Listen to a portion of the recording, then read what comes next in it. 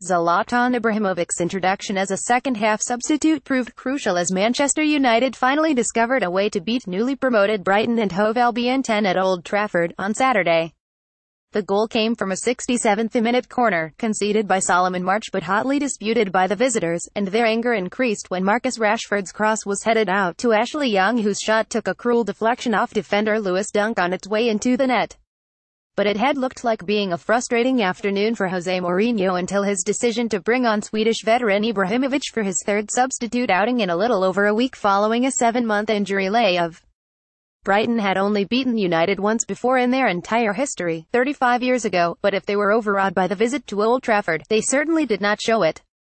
Indeed, the best chances of the opening exchanges were carved out by the visitors, sitting proudly in the top 10 of the Premier League table before kick-off.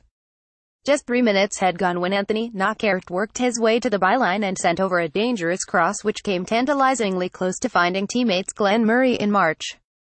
David De Gea was called into action twice in quick succession, making what turned out to be routine saves to gather shots from Pascal Gross and the increasingly busy Knockaert.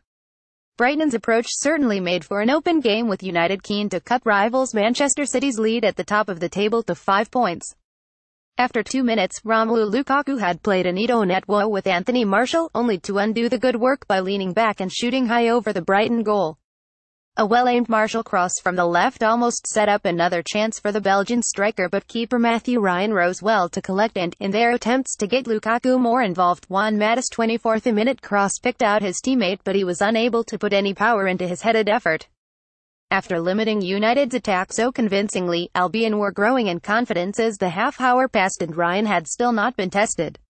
Tottenham Hotspurs, held by lowly West Brom. Tottenham's troubles against defensive teams resurfaced as they were held to a damaging 11 draw against managerless West Bromwich Albion at Wembley on Saturday. After complaining this week that his team had struggled to break down teams that defend deep, Tottenham manager Mauricio Pochettino was frustrated again as lowly West Brom held on. They took a surprise early lead through Salomon Rondon before Harry Kane gained a point for Spurs with an instinctive near-post finish in the 74th minute. It was the Baggies, led by caretaker boss Gary Megson in the first match following Tony Pulis' sacking, who could easily have claimed all 3 points as Hale Robson-Kanu missed a fine chance at the end. Pochettino's men are some way off the title pace and now sit 10 points behind leaders Manchester City, who visit Huddersfield on Sunday. West Brom showed the spirit needed to lift them away from the drop zone, and with upcoming matches against Newcastle, Crystal Palace and Swansea, whoever takes charge at the Hawthorns will have reason for cautious optimism.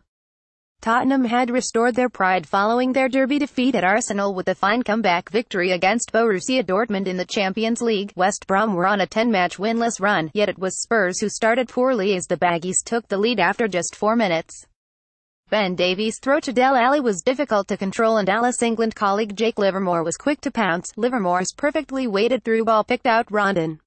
Davinson Sanchez tried to challenge, but bounced off Rondon's muscular frame, and the Venezuelan's well-placed effort deceived the stranded Hugo Lloris and trickled into the bottom corner for his second Premier League goal of the season.